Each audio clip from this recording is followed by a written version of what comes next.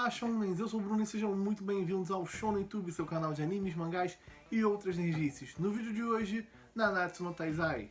Então, se você gosta de Nanatsu, já se inscreve no canal, deixa seu like no vídeo, tem outros vídeos de Nanatsu aqui também. Aproveita para me seguir nas redes sociais, @ShonenTube, tanto no Twitter quanto no Instagram. Lembrando que lá no Instagram eu faço review dos animes e mangás que eu estou acompanhando, inclusive na última temporada de Nanatsu no Taizai, eu cheguei a fazer o review de todos os episódios. Bom, dito isso, vamos para o vídeo e vamos falar sobre um novo filme de Nanatsu no Taizai que chegou aí recentemente na Netflix, Cursed by the Light, ou alguma coisa assim.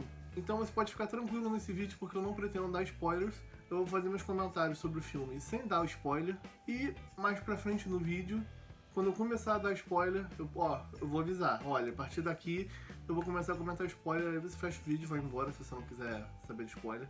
Se você quiser saber, você só continuar. Mas então, o que eu achei do filme de Nanatsu no Taizai? O segundo filme, né? Porque já teve um filme anteriormente. E cara, foi um filme bem legal, um filme divertido. Não é o melhor filme do mundo, mas é um filme legal, é um filme que Nanatsu no Taizai merecia, explora bem a lore de Nanatsu no Taizai. Nanatsu no Taizai tem uma mitologia bem rica e eles conseguem exploram coisas que já estavam no anime e não tinham sido utilizadas ainda. Eles conseguiram deixar ainda mais rica a história de Nanatsu no Taizai. Todos os personagens ali, eles têm seus momentos, a gente vê um pouquinho do que aconteceu depois do anime de Nanatsu no Taizai. Assim, logo em seguida, né, tipo, depois do final do anime, sem ser o final, né? Que o final se passa anos depois, mostrando ali o filho do Meliodas. Depois da batalha ali contra o Cat Palug, é como se passasse ali dias depois. Então se você já acabou de ver o anime, você pode pular direto, assim, que é uma continuação direta. A animação do filme ficou bem boa, o que me deixa triste porque, como eu disse, Nanatsu no Taizai tem uma história muito rica, trabalha muito bem seus personagens. Se você viu o anime, não tem como você não se apegar a algum personagem ou alguma história. Muitas histórias ali são boas, são bons plot twists ou são emocionantes. Tem ali a história do Meliodas com a Elizabeth, tem a história do Ban com a Elaine, tem a história do Gauthier, tem a história do Mael, tem o caso ali dos Eldris. São todas histórias muito boas dentro de uma história principal que, apesar de clichê, também funciona muito bem. E infelizmente no anime, por causa da animação, a obra acabou bem prejudicada. Eu, quando li o mangá, eu ficava no hype, eu ficava esperando ansiosamente pelo capítulo da semana seguinte. No anime, por causa da animação, era bem desanimador. E o filme tinha uma animação bem boa, o que me deixa feliz, óbvio, né? Um filme com uma boa animação. Mas triste pelo que Nanatsu no Taizai poderia ter sido e não foi por causa da animação. Muita gente simplesmente dropou o anime porque era uma animação ruim e um monte de hate desnecessário. E o filme também explora uma coisa que vem fazendo sucesso no mundo dos animes, principalmente os shonens, né? Que são os laços de irmãos, né? A gente vê, por exemplo, que fez muito sucesso em Kimetsu no Yaiba, né? O Tanjiro e a Nezuko. E outros animes tentam explorar um pouco mais disso. A gente tem ali, por exemplo, a relação Eldris e Meliodas, que foi o foco principal desse filme. Eles trabalharam muito em cima da relação entre esses dois irmãos, o que é legal porque o Eldris é meu personagem favorito de Nanatsu no Taizai. E a gente vê outros mangás tentando replicar essa formulinha de laços de irmãos também, como por exemplo, tem Jujutsu Kaisen com o Chozo, tem Tokyo Revengers que trabalha bastante o sentimento de irmandade. Então, enfim, é uma formulinha que vem dado certo na indústria e eles aplicaram no filme e dava pra aplicar, né? O enredo permitia isso. Eles já tinham uma base ali consolidada, faltava explorar um pouco mais essa relação e era até uma continuação natural pra Nanatsu no Taizai. Então o filme foi bem legal, o plot era legal, os personagens eram bem trabalhados, tinha bastante coisa que agregava na história, não foi como se fosse um grande filler, porque esses filmes que são totalmente filler me incomoda bastante. Esse realmente era parte da história de Nanatsu no Taizai, era como se fosse um fechamento de tudo que a gente já viu. Isso me agrada bastante também. Não é um filme nota 10, poderia ter sido melhor. A batalha final, pra mim, por exemplo, não é tão satisfatória quanto poderia, mas eu entendo. Então, a partir desse ponto, eu vou comentar spoilers do filme. E aí, se você quiser continuar, é por sua conta e risco. Caso você não queira, fecha o vídeo. Bom, avisei. O trailer do filme dava a sensação de que o plot ia girar em torno do Rei Fada. O trailer do filme dava a sensação de que o plot ia girar em torno ali do Rei Fada, que é o Dahlia, que já havia sido citado no mangá e ainda não havia sido mostrado, e um outro cara ali que era um gigante, o Dubs. Mas a verdade é que no filme eles são apenas escada para o vilão principal. Mas esses vilões já foi legal de terem sido inseridos, porque a gente conhece mais sobre eles. O Dahlia era o antigo Rei das Fadas antes do Gloxinia, inclusive ele se recusou a participar da guerra. Ele era um cara mais deixa a vida me levar, digamos assim.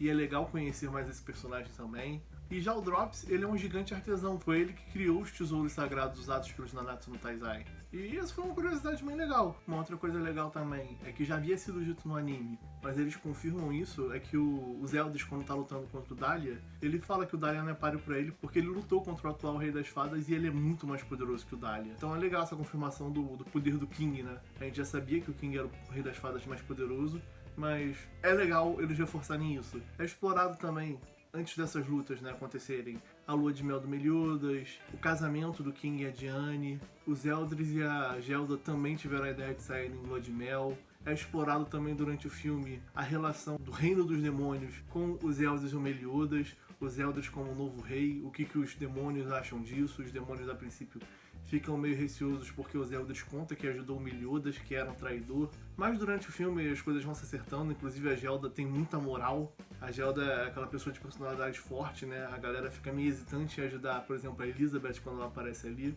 E a Gelda questiona, tipo, vocês estão olhando pra ela por quê?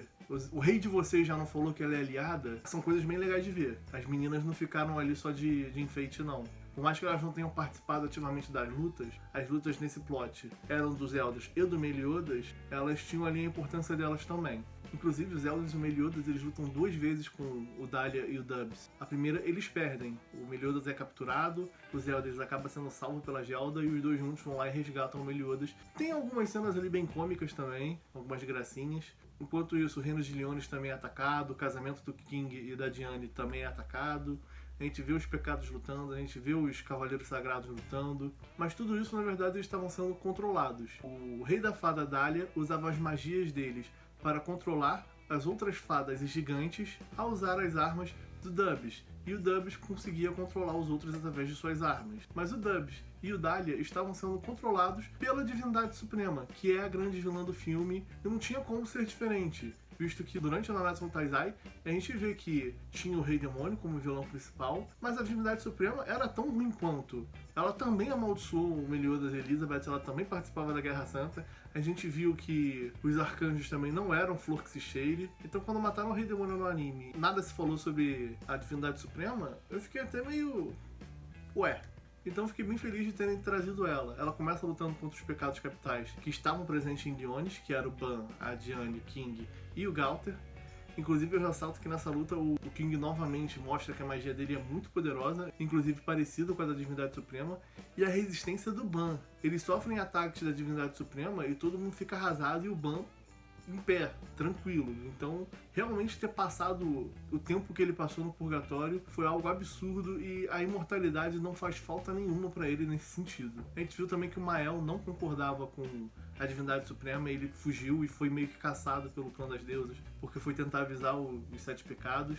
No final das contas, Zeldris e Meliodas chegam pra resolver a situação, a luta final é deles, eles derrotam a Divindade Suprema. Pra mim, a luta poderia ter sido melhor, foi meio que fácil demais. Eles ressaltam que o Meliodas, se tivesse ficado com o poder do Rei Demônio, poderia ter vencido com mais facilidade, mas... sei lá, porque no anime a gente vê eles lutando contra o Rei Demônio, que tinha metade do poder dele, e o Meliodas consegue derrotar o Rei Demônio que estava no purgatório, que era mais ou menos metade do Rei Demônio. A outra metade dele eram os mandamentos. Sei lá, acho que faz sentido os Zeldris e o Meliodas juntos conseguirem derrotar, visto que, por exemplo, o Ban no X1 derrotou o Rei Demônio, que tinha possuído o corpo do Meliodas, e depois o Escanor na forma The One, que é quase tão poderoso quanto o Meliodas no modo de assalto, lutou par a páreo com o Rei Demônio com os Zeldris absorvido. Então o Meliodas e os Zeldris juntos, ok, não chega a ser incoerência eles derrotarem a Divindade Suprema. Eu só achava que a luta precisava ser mais difícil mesmo. Os gigantes e fadas também tinham ido atrás do Arthur, né? Eles queriam atacar todos os pecados e quem mais tivesse apoiado os pecados capitais. Por isso que eles foram atrás dos Cavaleiros Sagrados também. Porque a Divindade Suprema e o Rei Demônio, eles viviam justamente da guerra. A existência deles era esse jogo de luz e trevas. Então eles terem derrotado o Rei Demônio e acabado com a guerra enfureceu a Divindade Suprema, por isso que ela foi atrás deles. E o Arthur provavelmente acabou com todo mundo ali, porque a gente vê isso no início do filme, os gigantes e as fadas indo atrás dele, ele tava ali fazendo o túmulo para todos de Camelot que morreram, e a gente só vê ele de novo no final do filme. Ele não participa do filme, nem ele nem a Merlin. Eles são os únicos personagens que não participam, mas é justificável, o Arthur é muito poderoso. Não faria sentido ele participar do filme, porque ele é muito quebrado, teria que ser um vilão muito poderoso. E no final das contas, a Merlin vai avisar pra ele que a divindade suprema foi derrotada e esse era o fim da Era dos Deuses e o início da Era do Caos para os humanos, ou seja, o reinado do Rei Arthur. No mais, foi bem divertido o filme, eu não vou contar a historinha toda, só esses pontos principais. Eu gostei bastante de como tudo foi conduzido, como foi tudo trabalhado. Minha única crítica em relação à batalha final, como eu já falei, eu já esperava, obviamente, que os mocinhos ganhassem, né, mas eu esperava mais dificuldade. Eu queria um gostinho do poder do Arthur, pelo menos ele derrotando as fadas e os gigantes, mesmo que com extrema facilidade, só pra mostrar o quão grandioso é o poder do caos. Isso pra mim ficou faltando também. No resto é só elogios, estava tudo muito bem feito, foi tudo bem legal, o humor no ponto certo também, não ficou apelando pra eti, inclusive eu acho que nem tem eti no filme, mostra muita coisa que os fãs queriam ver, tipo o casamento do King e da Diane, como ficou a relação do Ban e da Elaine, Meliodas e Elizabeth, Zeldris e Gelda, e os próprios reinados do Zeldris e do Meliodas. No final do filme, eles já estão mais próximos, né? Óbvio, o Meliodas mais solto, o Zeldris ainda é um pouco mais contido, mas o Zeldris, né, convida o Meliodas para visitar ele no Reino dos Demônios, ele vai se tornar o Rei dos Demônios lá, o Meliodas também assume o Reino de Liones, ele se torna o rei, ele inclusive saiu em lua de mel antes, para quando ele voltasse ele casar, e aí casando ele tem que assumir, né? Não tem jeito. E é isso. Então, eu espero que vocês tenham gostado do vídeo. Se você não viu o filme, assista, que vale bastante a pena. Principalmente, claro, se você gosta de Nanatsu no Taizai. Eu vou ficando por aqui. Deixa seu like no vídeo, se inscreve no canal. Dá uma conferida nos links aqui embaixo também. Tem muitas formas de você apoiar o canal, curtindo, compartilhando, se inscrevendo. Tem o link dos cursos aqui embaixo, como eu falei, que você pode aprender a desenhar seus personagens favoritos, criar jogos, criar sua própria história. Isso ajuda muito o canal. Tem a lojinha também, onde você pode comprar diversos produtos, inclusive produtos de Nanatsu no Taizai. Enfim, comenta o que você achou do filme, o que você gostaria de ter visto e não viu, se você gostou de uma coisa, se você não gostou. A gente vai ficando por aqui e até a próxima.